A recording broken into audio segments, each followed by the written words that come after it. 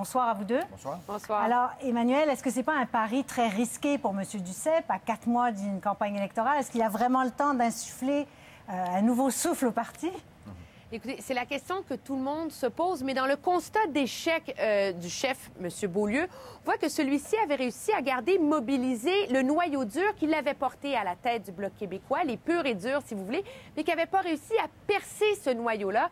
L'espoir, c'est bien sûr que M. Duceppe, avec sa notoriété, sa maîtrise des dossiers, sa popularité, le respect qu'il inspirait, lui va réussir à permettre au moins au Bloc à s'imposer dans le débat politique sur la scène fédérale. Il faut comprendre aussi que dans bien des cercles bloquistes, encore à ce jour, on voit les résultats de 2011 comme un accident de parcours qui n'aurait jamais dû arriver et qui pourrait facilement être corrigé.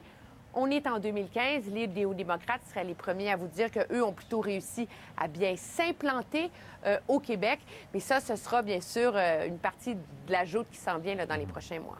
Oui. Et Sébastien, évidemment, au Parti québécois, on avait peur que le Bloc, au fond, s'effondre avec Mario Beaulieu et nuise comme ça au mouvement souverainiste. Il y avait une réelle préoccupation au Parti québécois sur l'organisation du Bloc québécois et les résultats électoraux de l'élection à venir.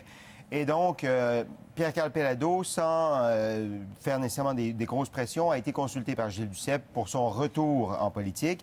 Et M. Péladeau a appuyé Gilles Duceppe. M. Duceppe voulait s'assurer qu'il aurait l'appui du Parti québécois parce que c'était important pour lui, pour la suite des choses. Alors, il a consulté Pierre-Carl Péladeau. Et ce que M. Péladeau craignait avec Mario Beaulieu comme chef du Bloc québécois, c'était que le momentum qu'il a réussi, justement, lui, M. Péladeau, à insuffler dans une certaine mesure au mouvement souverainiste au Québec, avec la visibilité qu'il a reçue dans la course à la direction du Parti québécois, s'effondre avec le Bloc québécois qui aurait pu avoir des résultats électoraux difficiles. Alors, il voulait poursuivre ce momentum et faire en sorte que ce momentum-là dure un peu plus longtemps qu'au-delà des élections fédérales.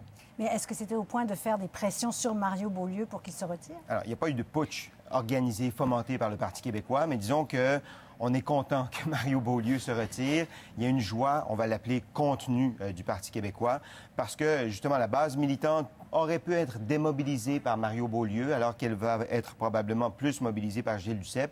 Et cette base militante, qu'elle soit au Bloc ou au Parti québécois, c'est la même. Alors, on veut mobiliser ces gens-là, et avec Gilles Duceppe, on pense que ça va réussir.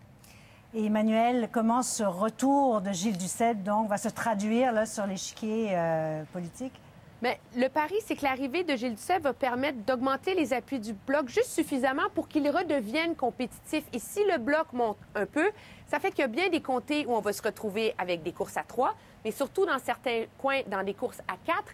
Et quand on a une course à 4, ça ne prend pas 50 d'appui pour gagner un comté, ça en prend 27, 29, 30 ce qui pourrait permettre au Bloc québécois de faire certaines percées. Par ailleurs, la façon dont ça va se matérialiser sur l'ensemble de l'échiquier politique au Québec n'est pas uniforme parce que ça dépend des forces en présence, des transferts d'appui. Bien sûr, dans les régions où le NPD était fort et où le Bloc l'a déjà été dans le passé, l'est de l'île de Montréal, une montée du Bloc là, peut sérieusement compliquer la tâche au NPD. Mais par ailleurs, prenez la région de Québec. Là, dans ce cas-là, la montée des conservateurs était partiellement attribuable à la faiblesse du Bloc. Alors là, si le Bloc remonte dans la région de Québec, c'est plutôt l'effet contraire. C'est aux conservateurs que ça peut nuire.